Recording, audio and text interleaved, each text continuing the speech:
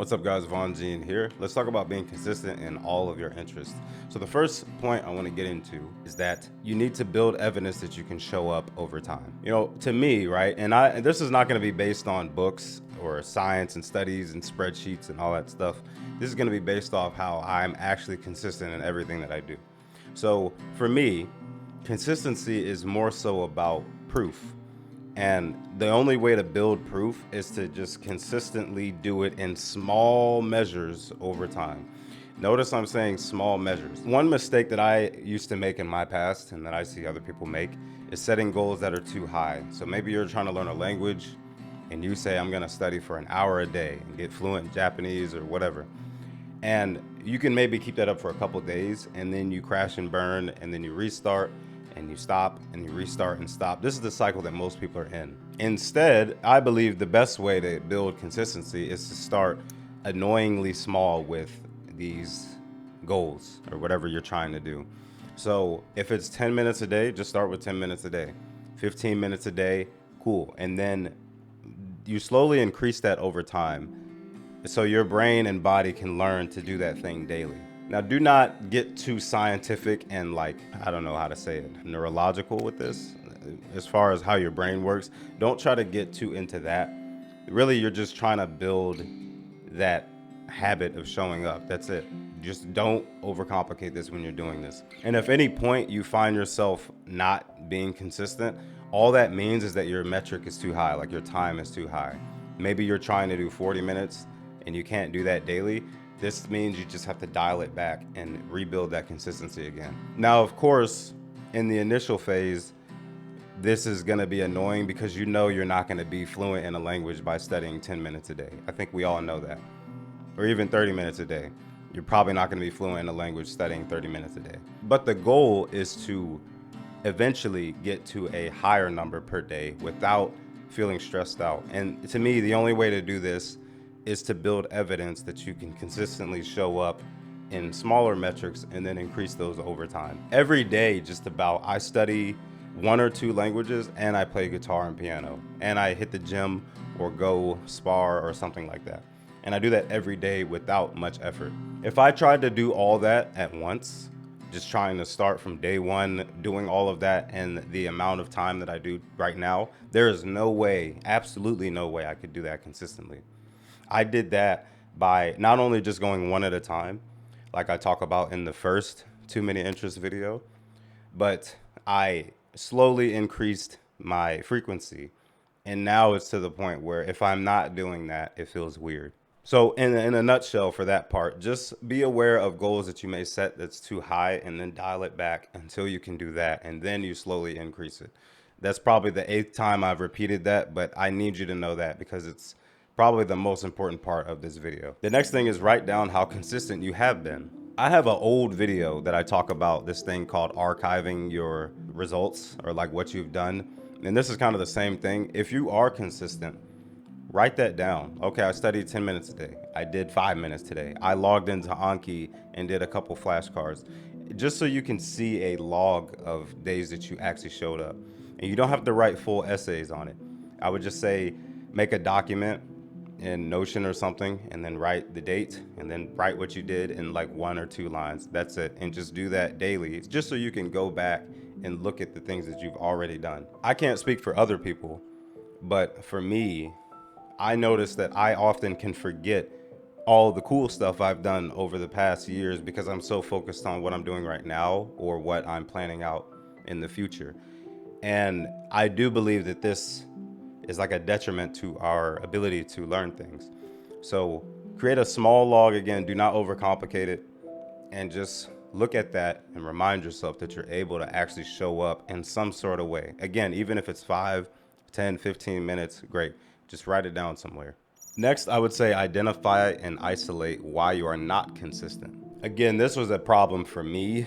I wasn't really a social media addict, but I used to watch a lot of YouTube actually. And that was actually taking away from my progress in doing my things. And the reason it was like that is because I was watching things related around piano or guitar or whatever, but I wasn't doing the thing. I released a video recently I think it's Teach Yourself Anything Part 2, something like that. I can't remember. I'll put it on the screen. But I talk about preparation versus practice.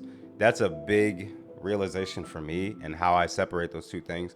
But I notice preparation for me was a distraction, and that's why I couldn't be consistent in the things that I wanted to do. Also, because preparation feels like you're doing something. You know, when you're collecting videos and you're building up that watch later playlist to the point where you got to make another one and all that feels productive, but it's literally just wasting time if you're not actually going to use it. And again, I say that because it was a huge roadblock for me. In my brain, I felt like I was doing something because I wasn't just wasting time, but I was wasting time, if that makes sense, because I wasn't doing anything. Of course, social media consumption is another one. Scrolling Instagram and TikTok and all that. I'm not gonna say delete the apps because I use them. I have an Instagram where I post guitar clips and just talk and all that. But you have to severely limit your time on that app. And I would suggest putting it in certain part of the days or at the end of your day. I talk about that in another video. I think a couple of videos. I'll put it on the screen if I remember to. But you really want to separate when you are doing your social media and even YouTube For You page scrolling. Over planning. Like the other two, this was also a huge roadblock for me because I would try to create way too much of a plan before I even did the first thing. And what that did for me is nothing.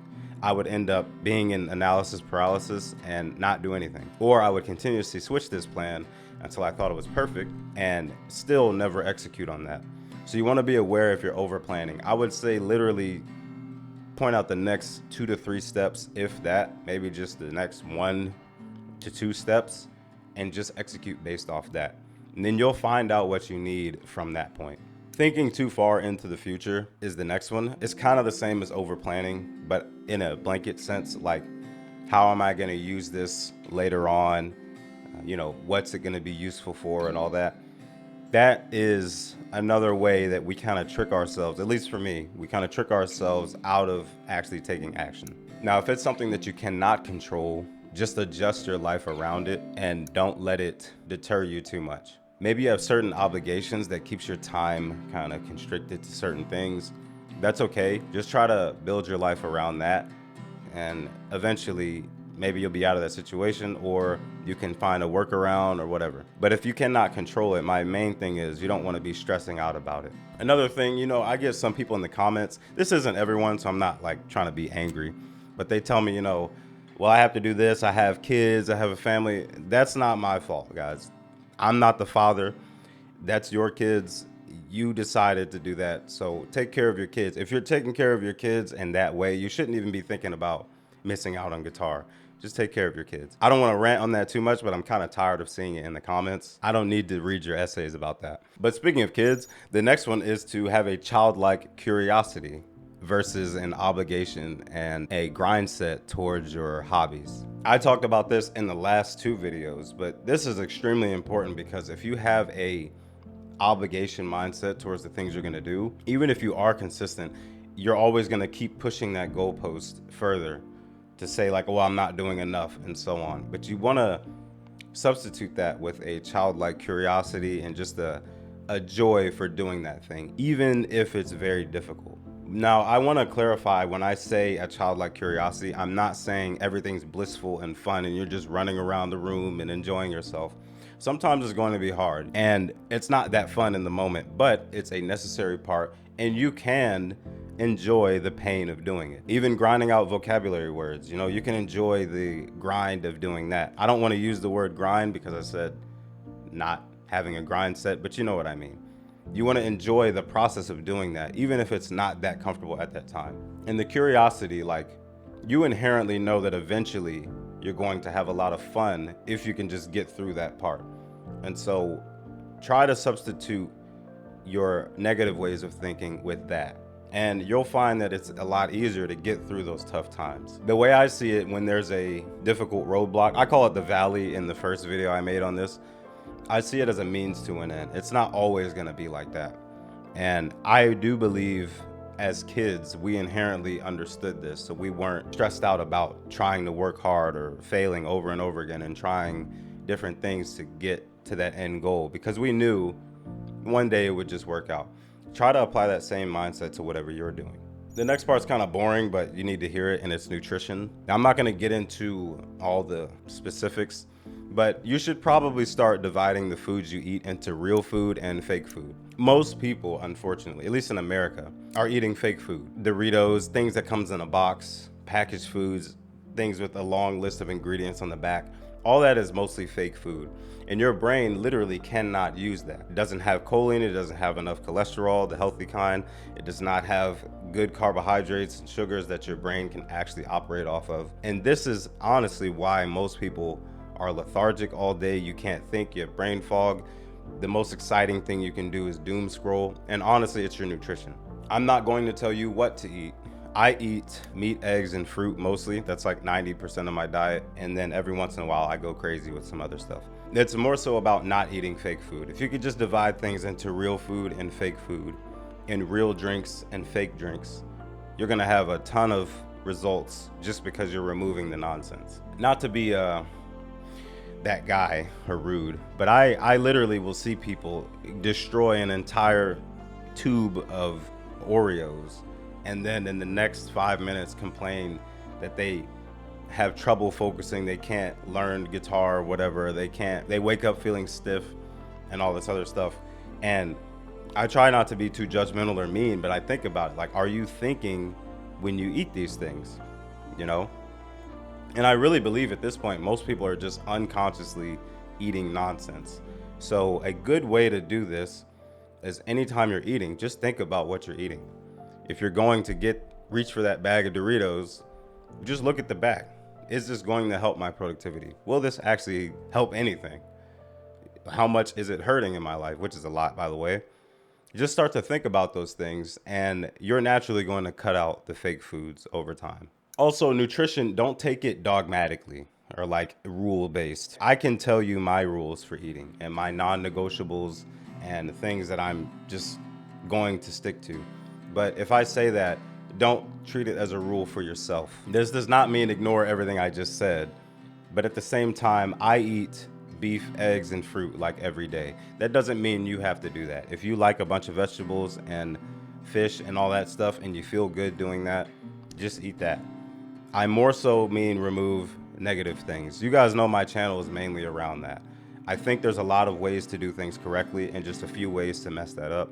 And I like to focus on getting those few things out of the way. The next one is clean your environment. If you have a clear and clean living condition, you probably will have a clean mind. And one of the reasons my house is empty for the most part is just for that. I have basically only the things that I want to do and like to do, and that's it. There's nothing else in my house that is in the way. Not even furniture, none of that. I have my office stuff, there's stuff in my bedroom. My living room has nothing in it, basically. The kitchen has just the essentials. The other room is actually completely empty. And I find that I'm able to operate so much better like that because there's no distractions. My mind feels clear. There's a lot of space in my house and I can just do what I have to do. Maybe you don't have a big space like that to operate with, but if it's just your room, clear out the junk. Throw everything away that you're not using, give it away. You want to clean up your living condition, make it neat, tidy, smell good. Put some natural fresheners around. Not those wall plug-in things. Those are fake, by the way. That's fake scents, and you don't want to be breathing that in.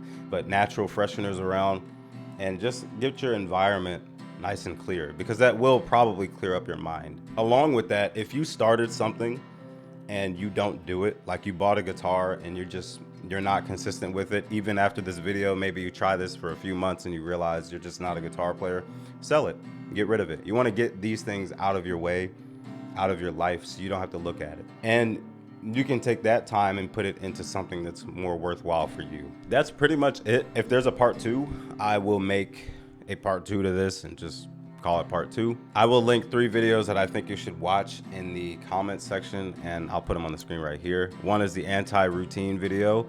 I find that this keeps me very, very, very, very, very consistent in just about everything. Another one is time management. It's not the typical, cookie cutter time management advice. This is exactly how I manage my time. And there's a cool piano song that I play in that. So if you want to check that out, go ahead.